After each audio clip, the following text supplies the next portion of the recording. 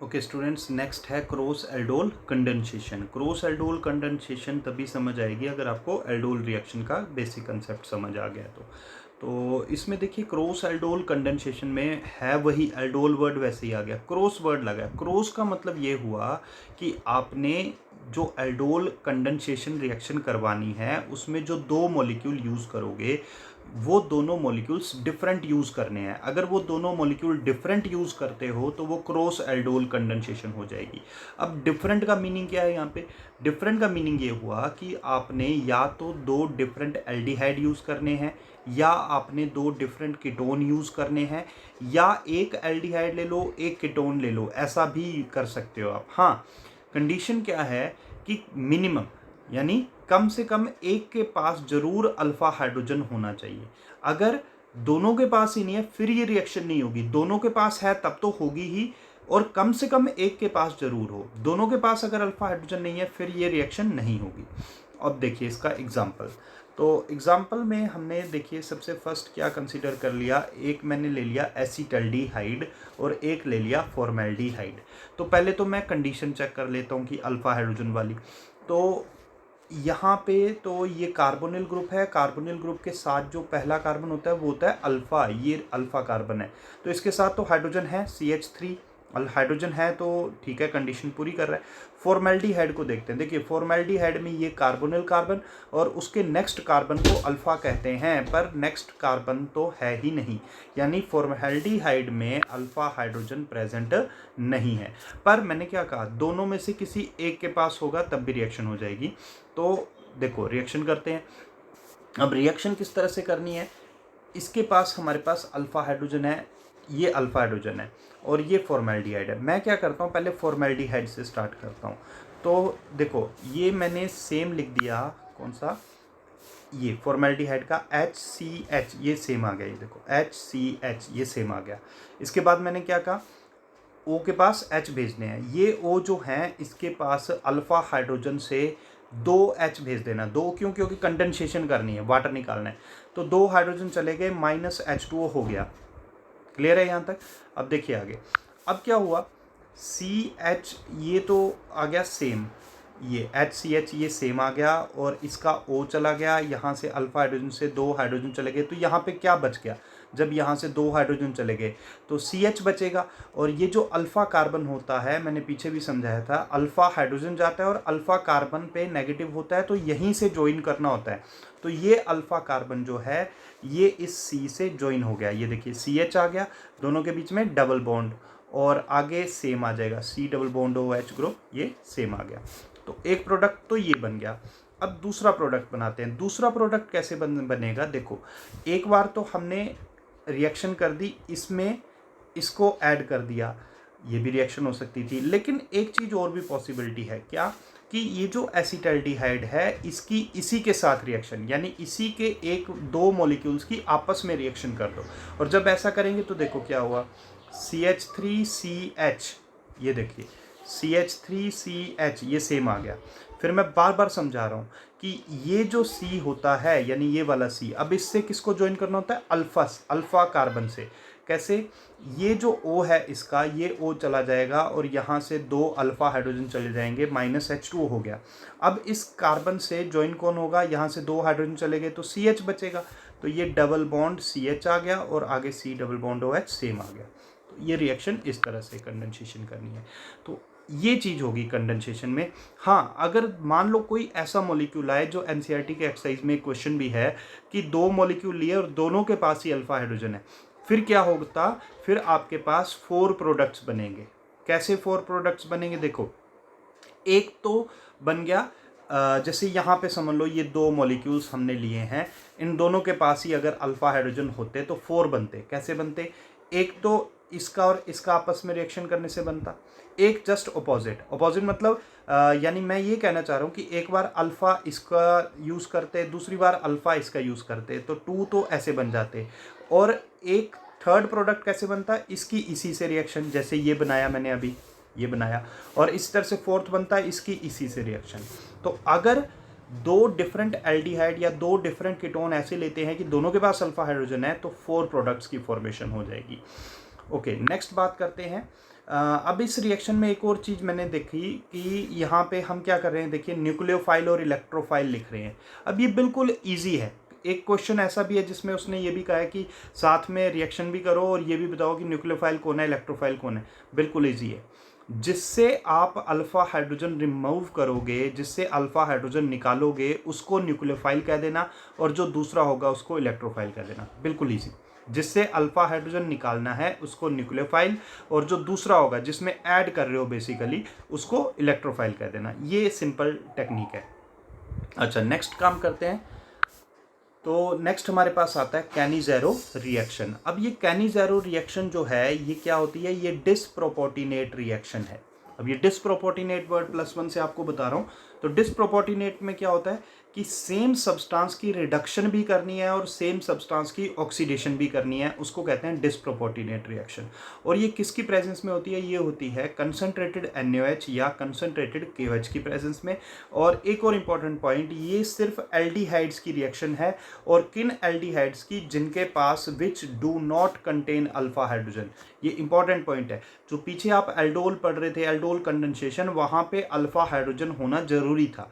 कैनिज़ेरो सिर्फ, और एक और पॉइंट, एल्डोल एल्डिहाइड और कीटोन्स दोनों की होती है, लेकिन कैनिज़ेरो सिर्फ एल्डिहाइड्स की है, and only those aldehydes which do not have alpha hydrogen. और एक पॉइंट और, एल्डोल में डाइल्यूट NaOH या डाइल्यूट KOH यूज हो जाता है, लेकिन यहाँ पे कंसंट्रेटेड यूज होगा। और कंसंट्रेटेड का एक तरीका ये भी होता है लिखने का, 50% NaOH या 50% KOH, इस तरह से भी लिखा सकता है। अच्छा, अब रिएक्शन करते हैं। रिएक्शन ईजी है, डिस्प्रोपोर्टिनेट है, एक बार रिडक्शन कर दो, एक बार ऑक्सीडेशन कर दो। तो देखो, पहले तो ये एल्डिहाइड आ गया, सिर्फ एल्डिहाइड्स की रिएक्शन है कैनिज़ेरो, और जिनके पास अल्फा हाइड्रोजन नहीं है। तो देख लो ध्यान से, यहाँ पे अल्फा कार्बन ही नहीं है फॉर्मल्डिहाइड में, तो अल्फा हाइड्रोजन भी नहीं होगा।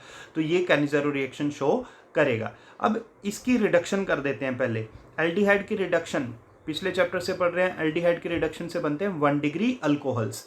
और यहाँ पे क्या है, यहाँ पे ये एल्डिहाइड ऐसा है जिसमें एक ही कार्बन है, तो आपने ऐसा अल्कोहल बनाना है जिसमें एक ही कार्बन आता है। तो ऐसा अल्कोहल कौन होता है, CH3OH। तो ये बन गया। तो रिडक्शन हो गई। अब डिस्प्रोपोर्टिनेट है तो ऑक्सीडेशन भी करनी है। अब एल्डिहाइड्स की ऑक्सीडेशन से क्या बनते हैं, कार्बोक्सिलिक एसिड्स। तो एक कार्बन वाला एसिड क्या होगा, फॉर्मिक एसिड, यानी HCOOH। अब यहाँ पे एक पॉइंट फिर से, वो जो पीछे आपने पढ़ा कि H पॉजिटिव को कौन रिप्लेस कर देगा, Na पॉजिटिव, क्योंकि NaOH या KOH यूज कर रहे हैं। NaOH होगा तो Na पॉजिटिव कर देगा रिप्लेस, KOH होगा तो K पॉजिटिव कर लेगा।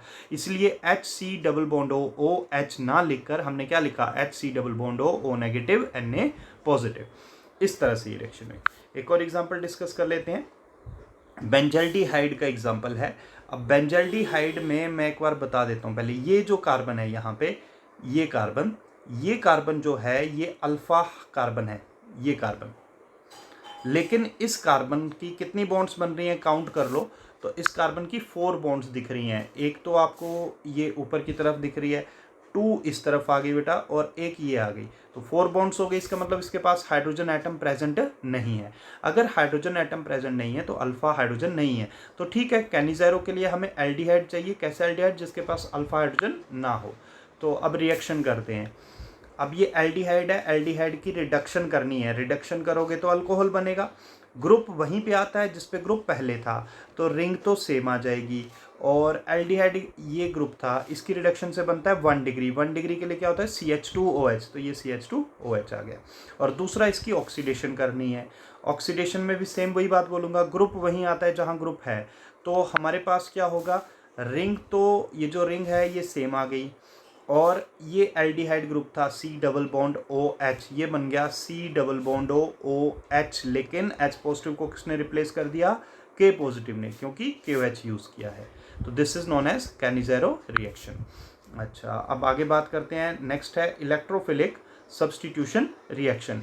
तो इलेक्ट्रोफिलिक सब्स्टिट्यूशन रिएक्शन में हमारे पास सबसे पहले तो आप ये समझ लो कि ये जो कार्बोनिल ग्रुप हैं, यानी C+O, चाहे एल्डिहाइड हो चाहे कीटोन हो, कार्बन से स्टार्ट हो रहा है। जो भी फंक्शनल ग्रुप कार्बन से स्टार्ट होते हैं, जैसे COOH, C double bond OH, या कीटोन वाला हो गया C डबल बॉन्ड O, या CN हो गया, जो भी ग्रुप कार्बन से स्टार्ट होते हैं वो -R इफेक्ट शो करेंगे। और -R माइनस मतलब इलेक्ट्रॉन्स लेंगे रिंग से। तो अगर रिंग से इलेक्ट्रॉन ले लेंगे तो रिंग पे कैसा चार्ज बनेगा? पॉजिटिव। इलेक्ट्रॉन ले लिए ना उसने रिंग से, यानी रिंग ने डोनेट कर दिए, तो रिंग पे बना पॉजिटिव। तो क्योंकि रिंग पे पॉजिटिव बनेगा तो रिंग पे पॉजिटिव इलेक्ट्रोफाइल के अटैक की एबिलिटी बढ़ जाएगी या कम हो जाएगी? कम हो जाएगी।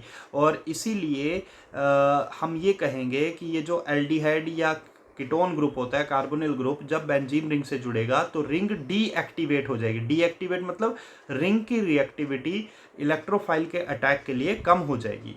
और एक और पॉइंट कहते थे हम, +R ग्रुप्स में कहते थे कि ऑर्थो और पैरा पे ज्वाइन होगा। क्यों? ऑर्थो पैरा पे नेगेटिव बनता था। लेकिन -R केसेस में वो मेटा पे ज्वाइन होगा। मेटा डायरेक्टिंग होते हैं ये ग्रुप।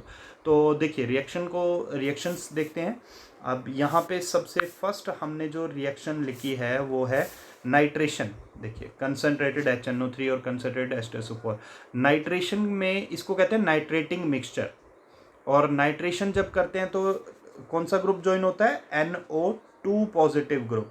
और ये जो NO2 पॉजिटिव ग्रुप होता है इसको क्या कहते हैं? Nitronium ion. तो नाइट्रोनियम आयन कहाँ ज्वाइन होगा? मेटा पोजीशन पे ज्वाइन हुआ। ये चीज़ का ध्यान देना है।